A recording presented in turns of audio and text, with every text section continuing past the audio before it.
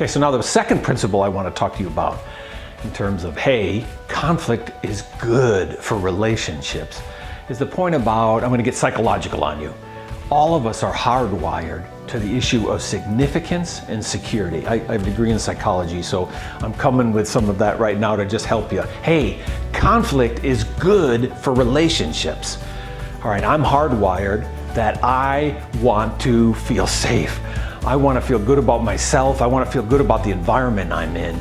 I want a level of security, because from a place of security, I can reach and I can try new things and I can explore. And without that security, if I am spending lots of energy just being overwhelmed by, I don't know what's happening around me. I don't know if you've ever had that experience where all of a sudden you're in a new situation, I don't feel right. It's challenging. And so we're hardwired to want to feel secure. And that's true at a psychological level. It's really true in relationships. I want to feel comfortable enough with you that I'm not worried about the issue of security. There's commitment, there's trust, there's all these things happening. All right, that is the psychological issue of security. There's also the psychological issue of significance. All of us are wired to want to make a difference, to want to impact, to want to relate, to want to touch, to want to be a part of something more than just ourselves. I believe it's hardwired inside of us. And so much about psychological health and counseling and therapy is trying to get those two components in a much stronger place in our lives. So in difficult conversations, in conflict, in relationships, understand that if you do have healthy process, you're going to be able to strengthen the issue of security in the relationship and the issue of significance in the relationship. And so as I find out what you're really thinking and feeling, and I affirm that, whether I agree with it or not, I affirm it, and it's important to me because it's important to you, then all of a sudden we're going to experience a sense of safety in the relationship that we would not have without the disagreement that's driving that conversation. And so you want to get stronger security? Well, get someplace in the conversation in which you're doing deep sharing.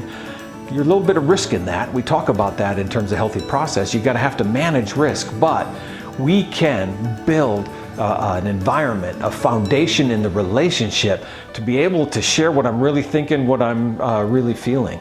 On the issue of significance, it's the same point about what's important to you and why are you doing what you're doing, because sometimes what you're doing impacts me in a negative way, but we're going to get to places in a conversation, it's going to get a little bit awkward, it's going to get a little bit uncomfortable, but when we find understanding and are able to relate even through those difficult areas, the issue about, hey, because of this relationship, I feel stronger about what I'm trying to do in life. From this strong foundation in this relationship, I can feel like, hey, I can take on the world a little bit more.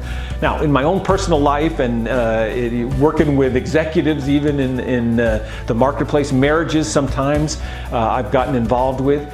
Sometimes men, the issue of significance is a little bit more important for security. Sometimes women, it's more important security than significance. I think all of us are different, so it's not so much a gender issue, but in my life, in my marriage, significance is an awful lot more of a big deal for me. Security an awful lot more. And so us learning how to make a way for each other and the importance of those 2 points has brought us to a place in the relationship that is just so much stronger. And it's conflict that has been so good for that pathway to find that place where the relationship gets stronger, gets healthier, gets better. And so that's the second principle, this issue of security and significance.